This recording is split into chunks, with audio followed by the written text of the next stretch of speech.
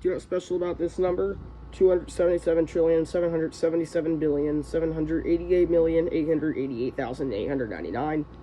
Well, it's the smallest number with the highest multiplicative persistence ever recorded, which is 11.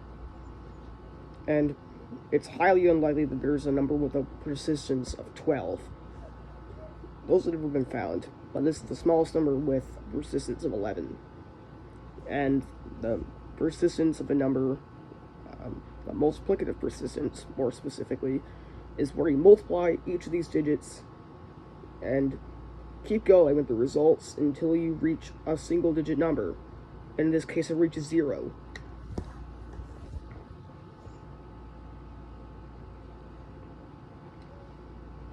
So you start by multiplying each of these digits, and then with the result, multiply each of the results digits, and then this results digits, and this results digits, and so on until you get a single digit. And it takes 11 steps for this number to do it, so this number has a persistence of 11.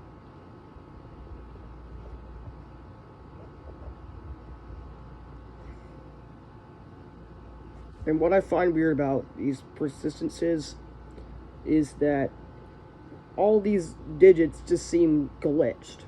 And if you basically unglitch all these digits, like you make them all one number, you get 2,789, which is prime.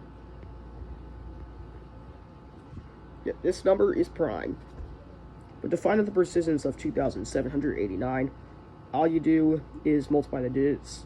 So 2 times 7 times 8 times 9. So we got 14 times 8 times 9. 14 times 72. I can't do that in my head. I'll be right back when I figure that out. Alright, I just used the calculator on my phone, and it's digits multiplied to 1008. And the digits of 1008 multiply to 0. Because look, there's 2 zeros. So this number is a persistence of 2, because it takes 2 steps for it to reach a single digit number.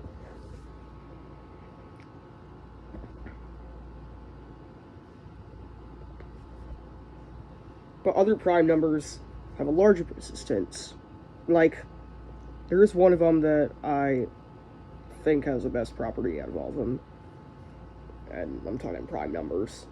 And this is 8,867.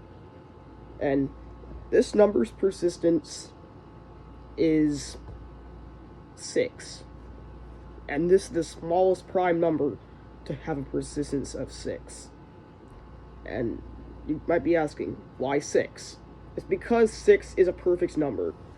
And perfect numbers are numbers whose factors add up to the number. So the factors of 6 are 1, 2, 3, and 6. Ignore the 6, like the number itself, and add up these other factors. So 1 plus 2 plus 3. That is 6, so 6 is a perfect number. And 8,867 is the smallest prime number whose persistence is 6.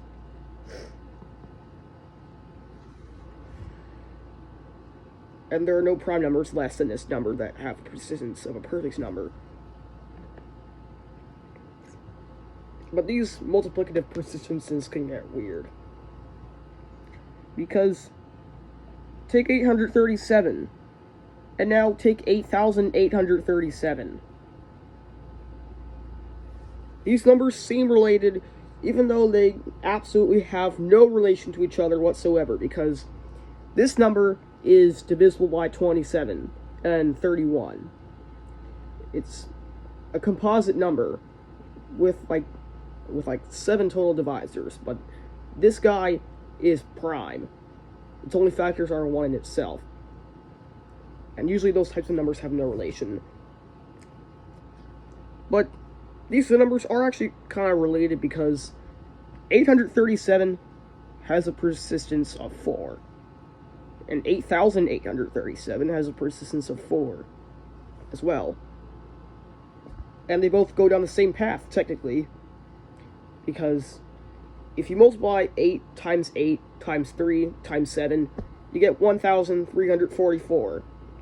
multiply those digits together, you'll get 48. Multiply those two digits together, you get 32.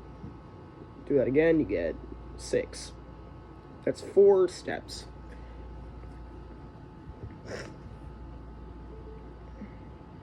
So let me write that down for you. So 8,837 goes to 1,344, goes to 48, goes to 32, goes to 6.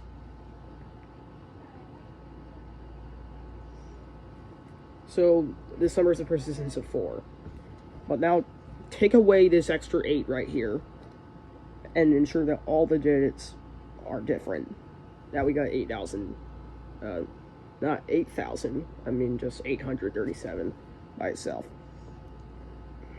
This one goes to 168, goes to 48, goes to 32, goes to 6.